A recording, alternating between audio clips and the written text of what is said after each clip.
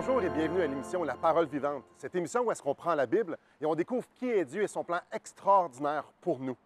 Comme vous savez tous, dans quelques semaines, ça va être Noël. Donc, on a décidé de vous préparer 3 émissions spéciales pour qu'on puisse découvrir justement cette fête extraordinaire, la célébration de la naissance de Jésus-Christ. Comme on sait tous, pour la plupart d'entre nous, Noël, c'est synonyme de joie, c'est synonyme de réjouissance, mais ce n'est pas nécessairement le cas pour tout le monde. Et heureusement, il y a des ministères comme le Café Rencontre qui aident des gens qui sont dans le besoin. J'aimerais qu'on puisse prendre quelques instants pour écouter une vidéo qui les décrit bien. Alors, on se revoit après la vidéo.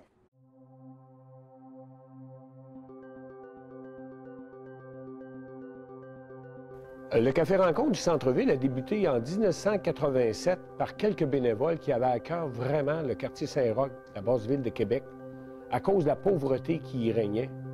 Les gens voulaient venir en aide aux personnes qui vivaient des difficultés en ouvrant un local, puis en leur offrant un café, en leur offrant un sandwich. Et puis tranquillement, ça s'est mis en branle. Puis déjà en 1988, le Café Rencontre s'est mis à offrir un repas au complet.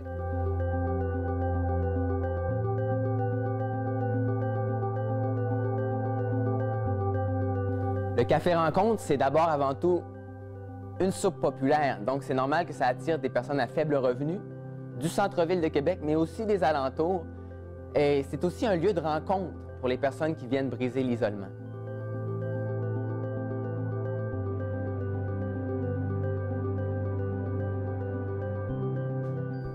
La soupe populaire du Café Rencontre, c'est un peu comme lancer une bouée de sauvetage aux gens en situation de pauvreté.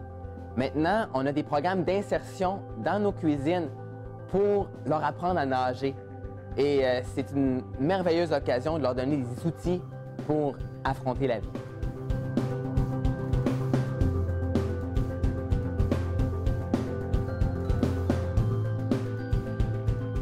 Qu'est-ce qui m'inspire d'être ici à chaque jour avec mon épouse, à m'investir dans la vie des gens, à leur offrir un repas, avoir une écoute attentive à leurs besoins, c'est l'amour et c'est surtout la compassion qu'on peut avoir.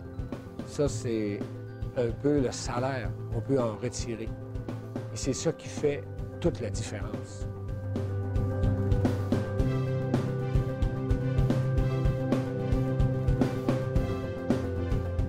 Ma motivation à œuvrer au Café Rencontre repose d'abord sur ma conviction qu'on fait réellement une différence dans la vie des gens qui fréquentent la soupe populaire. Puis aussi, avec le temps, j'ai développé un attachement pour les personnes qui fréquentent notre organisme et j'ai appris à voir la beauté dans chaque personne, aussi dysfonctionnelle soit-elle.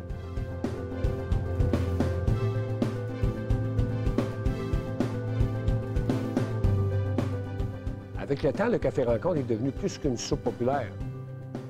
En plus de servir le déjeuner le matin, le dîner le midi, nous avons aussi un service d'écoute personnalisé. On a des intervenants ici qui rencontrent des gens régulièrement pour leur venir en aide sous différentes formes. On fait de l'accompagnement également dans les centres de thérapie, dans les CLSC, dans les hôpitaux. On visite les malades, on visite les prisonniers. Ensuite, on a des petits cours d'art pour les gens qui recourent à nos services. Ensuite, nous avons aussi un service, nous avons mis en place l'aide aux devoirs qui s'adresse aux jeunes. Nous avons des soirées musicales, culturelles, tout cela gratuit pour les gens qui viennent à notre soupe populaire. Beaucoup de mains tendues, beaucoup d'amour, beaucoup d'écoute surtout.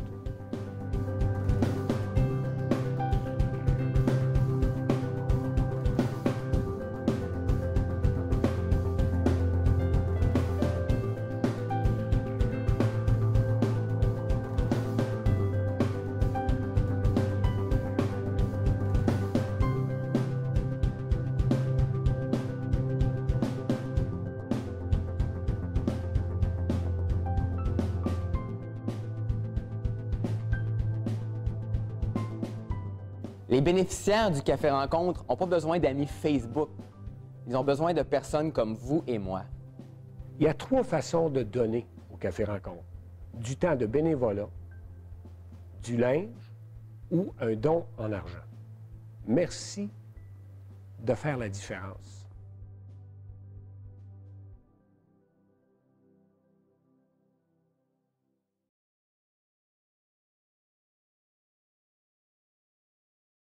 Rebonjour, comme vous pouvez voir, on est devant justement le Café Rencontre et on a un des responsables avec nous, Simon Fournier. Bonjour, bienvenue parmi nous. Merci, Simon. Donc, Simon, peux-tu nous expliquer un peu le rôle du Café Rencontre dans ce temps des fêtes, dans le temps de Noël, justement, pour les gens qui vivent l'exclusion sociale? Parce que tu l'as bien dit, Simon, pour plusieurs personnes, la période des fêtes, ça n'évoque pas nécessairement les joies puis les souvenirs heureux de tout le monde. Il y en a pour qui ça évoque des regrets, des déceptions, des souvenirs amers. Et nous, à la Soupe populaire, à l'année longue, on reçoit des gens en situation de pauvreté, d'exclusion sociale, pour le déjeuner, le dîner, pour d'autres activités. Mais particulièrement dans la période des fêtes, il y a un grand besoin de fraterniser, de socialiser. Oui, il y a des gens pour qui Noël, ça évoque des souvenirs tristes, mais il n'y en a pas beaucoup qui refusent de venir fêter Noël au Café Rencontre. Clairement. Et justement, qu'est-ce que vous faites comme activité spéciale dans le temps des fêtes ou pour Noël spécialement? Ce qui est très important, c'est notre souper de Noël traditionnel où on accueille les gens dans notre belle salle de spectacle somptueuse avec un repas gastronomique, avec des petits cadeaux, de la musique d'ambiance. Et je vais te dire franchement, depuis le début du mois de novembre, les gens nous demandent « c'est quand votre souper de Noël? » C'est important pour eux. Donc, il y a beaucoup d'excitation qui est autour de ça, justement, comme tu viens de le dire, d'être ensemble, de pouvoir fraterniser. Les gens ne veulent pas le manquer le party. Puis, c'est ça. C'est un de leurs langages d'amour. Le temps qu'on leur accorde, les petits cadeaux, ça fait une différence. Oui. Excellent. Merci beaucoup. Et je voulais juste savoir, est-ce qu'il y a moyen de vous rejoindre si jamais il y a des gens qui veulent participer, qui veulent aider financièrement? J'imagine, en bas de l'écran, ça va être écrit le numéro de téléphone et tout ça. Caférencontre.org. Suivez-nous sur Facebook. Il y a une activité assez animée à chaque semaine, autant dans la salle à manger que dans notre auditorium. Parfait. Merci beaucoup, François. Pas François. Simon. Alors, après la pause, on revient au studio. L'ange qui parlait justement à Marie, parce que dans l'histoire, là, on voit l'ange Gabriel qui vient parler à Marie et à Joseph pour dire, voici le nom que vous allez lui donner. C'est significatif. Emmanuel, qui veut dire Dieu avec nous. C'est la promesse que Dieu serait au milieu de son peuple.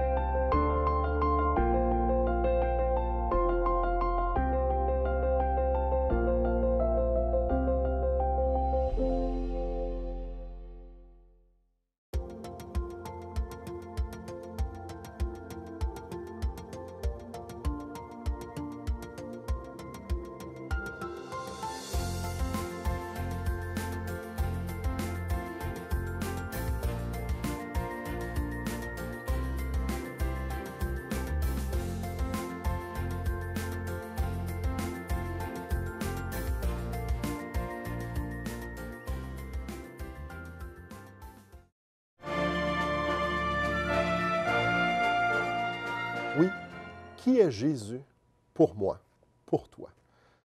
Jeff, j'aimerais ça que tu puisses nous parler de ça, parce qu'on est dans le temps des fêtes, Noël s'en vient, tout ça.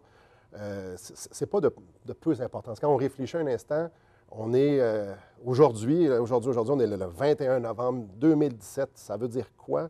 Ça veut dire qu'on utilise le calendrier grégorien qui est directement lié avec la venue de Jésus. Donc, c'est pas peu. Aujourd'hui, on est en train de se préparer pour Noël. Les gens vont réfléchir à ça. Quel impact ça peut avoir dans notre vie de qui est-ce qu'on pense, qu'est-ce qu'on pense de Jésus? Bien, ça peut déterminer finalement toute une éternité, comme tu le disais plus tôt. Là. De comprendre puis de réaliser qui est Jésus-Christ, c'est de réaliser à quel point Dieu nous a aimés. Parce que non seulement il est notre créateur, on est dans une création, même si aujourd'hui il y a bien des gens qui s'en moquent, mais la science n'est pas arrivée de toute façon, pour ceux qui se disent scientifiques en passant. Mhm. La science n'est pas arrivée encore à expliquer même le principe même de l'énergie, ou encore moins de la vie. La vie, oui. T'sais. C'est quoi? On sait quand elle est là, on sait quand elle n'est plus là, mais c'est quoi? Comment on arrive même juste à dire « je suis là, je suis conscient d'être là ». Écoute, c'est quand même quelque chose d'incroyable. Comment de la matière arrive aujourd'hui à être des personnes, moi plutôt, on est ici. Je veux dire, c'est déjà un mystère qui nous dépasse. Mais que ce Dieu créateur, que nous, on se retrouve tellement comme dans un monde, sur une planète où est-ce qu'on a tout cassé, et puis on s'en va grand V, en plus, on ne s'aide pas bien non plus, là. Et qui a pris la peine, parce que c'est ça quand on découvre qui est Jésus, c'est que Dieu prend la peine de nous donner Dieu pour salut. Ça, c'est un mystère un peu spécial. Très grand mystère. Parce que dans l'incarnation, parce que c'est ce que Noël dit, c'est la nativité, la naissance. Quand Dieu s'est fait homme, et puis qui est venu finalement en tant qu'homme, l'ange qui parlait justement à Marie, parce que dans l'histoire, là, on voit l'ange Gabriel qui vient parler à Marie, et à Joseph pour dire, voici le nom que vous allez lui donner. C'est significatif. Emmanuel, Oui. qui veut dire Dieu avec nous. C'est la promesse que Dieu serait au milieu de son peuple. Mais il était de manière figurative par le temple avant. Tu sais, le gros temple à Jérusalem de Pierre. C'était l'image d'une réalité qui devait venir. Et ce temple, il est venu dans la personne de Jésus. C'est pour ça que même Jésus, dans l'Évangile de Jean, il dit, détruisez ce temple et je le relève en 3 jours. Là, il est en train de parler que le temple physique, ça, c'est C'est fini. l'image. C'est C'est ça, ça. c'est de la pierre. Tu sais, c'est comme une statue. C'était rendu lui, C'est lui. l'incarnation. C'était lui l'incarnation. C'était Dieu qui visite son peuple. C'était rendu lui. Il parlait de son corps. Oui, oui. Il parlait de son corps. Et donc, c'était le lieu de rencontre. Parce qu'un temple, c'est toujours, même chez les païens, un temple, c'est un lieu de rencontre où, finalement, on pourrait dire, l'éternité rencontre le temporaire. Tu sais, Ouais. Et, Le terrestre. Ouais. le terrestre. Ça. Alors, finalement, quand on contemple Jésus-Christ, c'est pas n'importe quoi de la définition qu'on va faire de lui. C'est-tu juste un savant, un moraliste, un humaniste, je sais pas. Un fou. Ou un fou. Oui, c'est ça. Ou, comme il dit, Dieu vraiment au milieu de nous, en personne. Je te coupe parce qu'il y a eu des bons gars qui sont venus. On pense à Gandhi, on pense à plusieurs personnes qui sont venues, qui ont eu un impact. Donc, il y a quelque chose de vraiment plus s'il est Dieu. Donc, mettons, si on dit tout au mieux, c'est un gars qui a fait des miracles, puis c'était un bon gars. Tu veux dire, c'était un gars qui faisait du bien, qui aimait tout ça, qui avait une moralité extrême. Donc, c'est pas suffisant. Il reste encore une grosse éternité s'il a tout fait ça. Et ça est Il est Dieu. juste un bon gars. Puis, S'il y a juste un bon... un gars extraordinaire, s'il a juste fait ça, puis Dieu, il y a encore une éternité qui le sépare. Parce que même si on ne comprend pas son œuvre, beaucoup de gens vont s'arrêter soit au message qu'il a donné, tu sais, un message d'amour, de paix, ainsi de suite. D'autres vont être impressionnés ou s'arrêter à « il a fait des miracles », comme personne n'a jamais fait, autant. Tu sais. Mais tout ça, ça ne nous sauve pas, ça encore. Au contraire, ça rend notre condamnation encore plus certaine. Parce que, est-ce qu'on est capable d'être comme Jésus? Poser la question, c'est répondre. Non. Non. Il n'y a personne qui arrive finalement. On est tous d'accord avec son enseignement. Tu sais, d'aimer Dieu de tout notre cœur, d'aimer son prochain comme soi-même. Mais il y a même des gens qui ont des problèmes à s'aimer eux-mêmes. Fait que imagine-toi, quand on est rendu au prochain, on a déjà un petit problème encore de plus. Là. On n'est pas contre la vertu. Non. Tout le monde est pour la vertu, sauf que ça nous a juste montré encore plus notre condamnation. On est trop loin. Donc, si Jésus est venu établir simplement qu'il était meilleur que nous autres, eh bien, on sait juste pourquoi on ne passe pas le test. Et puis, on est encore perdu. C'est déprimant. En fait, si Jésus, c'est juste un bon gars ou peu importe quel autre homme ordinaire, mais bon, on est encore perdu. On est encore pécheur. On est encore dans l'imperfection. On est sans espoir. Ça ne va pas super bien. Non.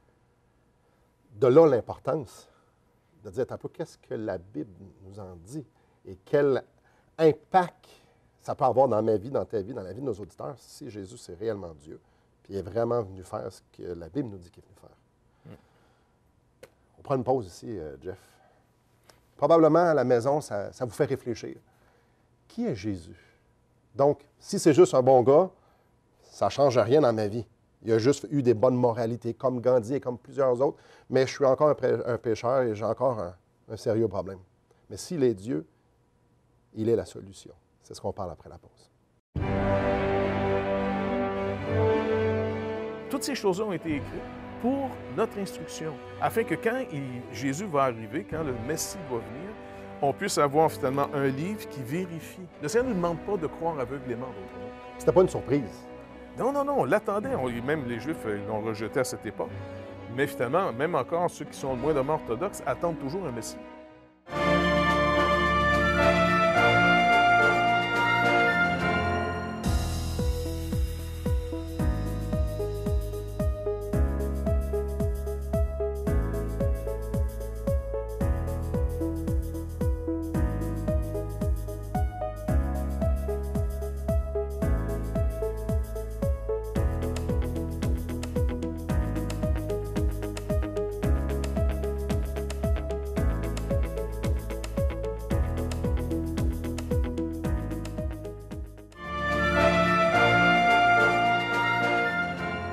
Bonjour à la maison.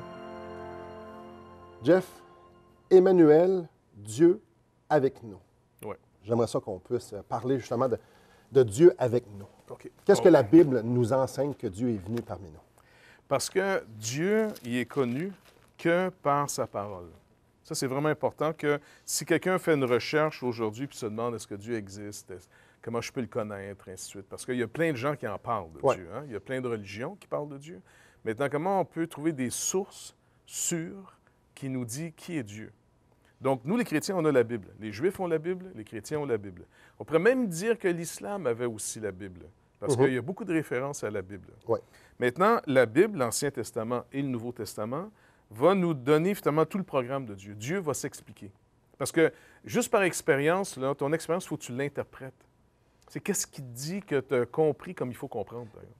Et nous, on utilise des points de référence à ce qu'on connaît. Donc, lorsqu'on se fait enseigner quelque chose, on prend le concept qu'on vient de se faire enseigner, puis on prend un point de référence à ce qu'on connaît déjà. Ouais. Et justement, Dieu dit, non, vous ne me comparez à rien, je suis infiniment plus que ce que tu peux imaginer. C'est ça, c'est pour ça qu'il faut retourner toujours à la parole. Parce que même un gars comme Hérode, qui n'était pas nécessairement un croyant, trop gentil, là, c'était vraiment quelqu'un, un apostate même, le roi Hérode, quand on lui a annoncé, quand les mages sont venus, là, justement dans le temps de Noël, quand les mages sont venus en annoncer, votre roi y est né. On a vu son étoile en Orient.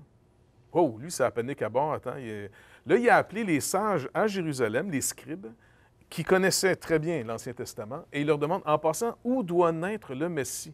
Ça doit être écrit à quelque part. Il faut que ça soit écrit à quelque part.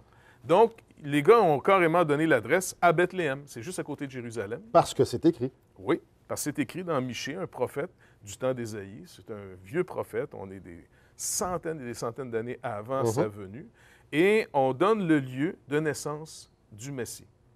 Et puis en plus, il y a même un temps aussi qu'on est dans l'époque. Parce qu'il y a eu d'autres prophètes qui ont parlé aussi. Oui.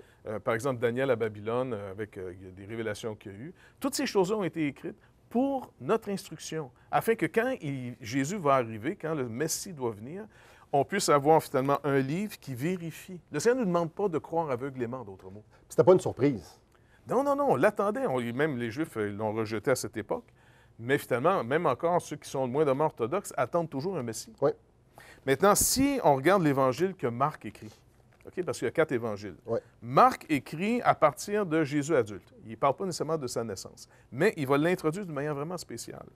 Au chapitre 1, il commence en disant « Commencement de l'Évangile de Jésus-Christ, Fils de Dieu ». Déjà, il nous présente Fils de Dieu. Vous voyez, on est chez les Juifs, puis les Juifs, il y a un seul Dieu. Donc, est-ce que Dieu a un fils? Déjà là, en partant, ça chatouille. Exactement. Mais ça veut dire quoi, Fils de Dieu? Dans l'Ancien Testament, ce titre-là de Fils de Dieu, tu le retrouves entre autres dans Daniel, le prophète Daniel. Et tu as le Fils de l'homme, Fils de Dieu. C'est des expressions qui tournent autour d'un personnage mystérieux qui doit venir. Les fils de Dieu, ça peut parler des anges. Ça peut parler des anges, ça peut parler aussi des rois en Israël, voilà. Ainsi de suite. Donc, c'est comme une classe, on pourrait dire un statut. Un statut, tu sais. Ouais. Et maintenant, il dit, ce Fils de Dieu, c'est une bonne nouvelle. Parce qu'il faut qu'il y ait une bonne nouvelle à quelque part, là. Selon qu'il est écrit dans Ésaïe. Ça, c'est un prophète de l'Ancien Testament. Le prophète. Mais, étrangement, Marc va mettre 2 prophéties ensemble.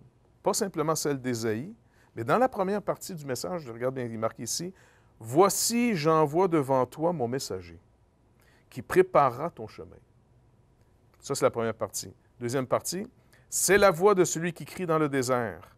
Préparez le chemin du Seigneur, aplanissez ses sentiers. » OK, Donc, ça, c'est la prophétie qui On cite parle de d'Ésaïe. Jean-Baptiste, que lui, Ouais. il va annoncer la venue du Sauveur, du Seigneur. Exactement. De Dieu. Mais. Ouais, je mets la passe. Je t'ai devancé. Vas-y, vas-y. Donc, quand on la regarde, cette prophétie-là, puis on retourne dans l'Ancien Testament, on réalise que la première partie ne vient pas d'Ésaïe. Elle vient d'un autre prophète qui s'appelle Malachie. Et Malachie, au chapitre 3, si on retourne là, c'est le dernier prophète de l'Ancien Testament, eh bien, tu regardes sa prophétie. Là, on est vraiment dans un temps, finalement, où c'est les derniers prophètes qui parlent. On va avoir une période de 400 ans où ça devient le silence. Ouais. Et même dans le chapitre 3, verset 1, il dit, c'est cette parole-là qu'il cite, « Voici, j'enverrai mon messager, il préparera le chemin devant moi. » J'ai envoyé mon messager, encore Jean-Baptiste, que je vais envoyer préparer le chemin devant moi. Ouais. C'est Dieu qui parle. C'est Dieu qui parle ici. Je leur lis, « Voici, j'enverrai mon messager, il préparera le chemin devant moi. » Donc, Jean-Baptiste va préparer le chemin de Dieu. De Dieu, parce que le Seigneur parle ici, c'est dans le contexte que le Seigneur lui-même parle. Jéhovah, tu sais, ou Yahweh. Ou l'Éternel, oui. l'Éternel. Donc, le Seigneur dit, « J'enverrai mon messager, il préparera le chemin devant moi. » Pourrais-tu nous relire dans Marc, qu'est-ce que Marc, ça dit? je vais te le relire maintenant. Regarde bien la nuance. « Voici, j'enverrai devant toi mon messager, qui préparera ton chemin. » Fait que là, on se dit, attends, Marc, as-tu bien cité la prophétie ici? Oui, parce que quand Jésus-Christ est venu, il leur a expliqué quelque chose d'incroyable. Dieu unique. Ce Dieu unique est une Trinité. Et c'est pour ça que même dans un autre évangile, la bonne nouvelle de Noël, c'est Dieu a tellement aimé le monde qu'il a donné son Fils unique. Donc, on voit que dans ce Dieu unique, il y a finalement, peut-être un mot un peu savant, mais 3 subsistances, 3 personnes. On parle de Trinité, là. On parle de la Trinité. Et ça, c'est vraiment une révélation que la Bible nous donne. On ne peut pas arriver à ça naturellement. Ou il y a 3 dieux, ou bien il n'y en a rien qu'un. Mais la Bible dit non, il y a juste un Dieu et il y a 3 subsistances en Dieu. Et le Père a donné le Fils. Et c'est par le Saint-Esprit qu'on va connaître toutes ces choses. On va revenir pour Noël. Donc, si Jésus, c'est Dieu, comme la Bible nous le dit, Oui. alors ce qu'il a fait a un impact éternel pour ceux qui vont en croire. Tu as raison, parce que ce n'est pas tout ce qu'il a dit ou tout ce qu'il a fait dans son ministère terrestre qui nous sauve. C'est, étrangement, s'il avait juste fait ça, il y aurait juste signé notre condamnation parce qu'il serait demeuré seul, sans péché. Puis il dit, tant que le grain de blé n'est pas mort, il n'est pas mis en terre, Il meurt, oui. il demeure seul. Jésus était, à la limite, là, ici, durant son ministère, le seul qui était sans péché, le seul qui avait une relation parfaite avec Dieu son Père. Je t'arrête là. Et vous, à la maison, comment on fait pour avoir une relation parfaite avec Dieu? Jésus est venu pour ça. Restez après la pause.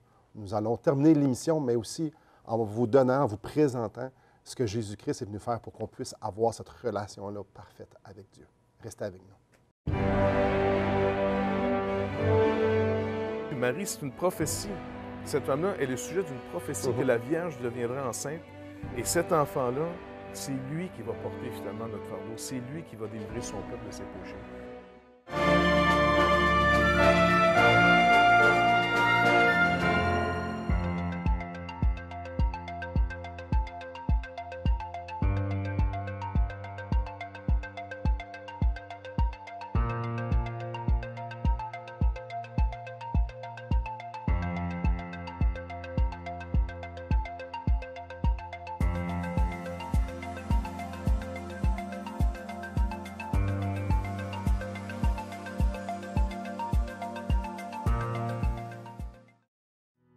Assistez à un merveilleux déjeuner de l'espoir dans votre région. Un invité vous racontera comment Dieu a transformé sa vie et comment son cœur, souffrant, a trouvé une joie indicible en développant une relation personnelle et intime avec Dieu et son Fils Jésus-Christ. Des églises locales organisent de tels déjeuners dans plusieurs régions du Québec. Découvrez où et quand vous pouvez assister à un déjeuner de l'espoir dans votre région en visitant le site espoir.ca et en cliquant sur l'onglet « Déjeuner ».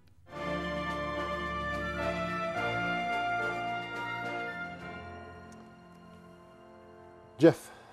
Oui. Dieu fait homme. Oui. Deuxième personne de la Trinité. Oui. Jésus est venu vivre une vie parfaite.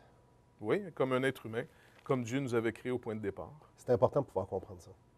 Oui, parce qu'en réalité, si on pourrait dire c'est du côté humain qu'on a tout cassé. Tu sais, selon la parole de Dieu, selon la Bible, peu importe comment les gens l'interprètent, ça arrive toujours à la même chose. Humainement parlant, on a cassé quelque chose au point de départ. Donc, c'est humainement parlant, il faut que ça soit réparé. Et donc, quand Jésus est venu, quand Dieu s'est fait homme, qui a donné son Fils unique, et que Marie a eu, Marie, c'est une prophétie. Cette femme-là, elle est le sujet d'une prophétie que la Vierge deviendra enceinte. Et cet enfant-là, c'est lui qui va porter finalement notre fardeau. C'est lui qui va délivrer son peuple de ses péchés. Donc, il ne nous délivre pas en nous donnant une meilleure religion. Il ne nous délivre même pas en faisant des miracles. Parce que même quand il a ressuscité des morts en disant, écoutez, je suis la vie, je vais vous le montrer. Il ressuscite des morts. Mais le gars qui est mort, là, qui est ressuscité, Il est mort pareil. il va mourir encore une deuxième fois, tu comprends? Donc, Jésus montre que c'est en allant mourir pour nous à la croix du Calvaire qu'il nous sauve. Parce qu'il faut que quelqu'un paye la dette. Il faut que ça soit payé humainement parlant, en être humain. Alors, Dieu s'est fait un être humain en Jésus-Christ. Dieu est venu nous dire ce qu'il avait fait quand il nous avait créés. Il nous a montré ce qu'on était avant qu'on pêche. Jésus-Christ, là, c'est l'homme véritable. Et cet homme véritable, sans péché, pas séparé de son Père, pour nous sauver, ce n'est pas en nous donnant une religion, c'est même pas en nous donnant des nouveaux commandements, c'est en allant à la croix du Calvaire, payer pour nous. Il donne sa vie pour tous ceux qui veulent venir à lui et qui veulent avoir le pardon et la vie éternelle. Il n'y a pas d'autre salut, il n'y en a pas d'autre. Un jour, alors que plusieurs personnes fuyaient et quittaient Jésus, Jésus a regardé ses disciples et a dit, « Voulez-vous partir?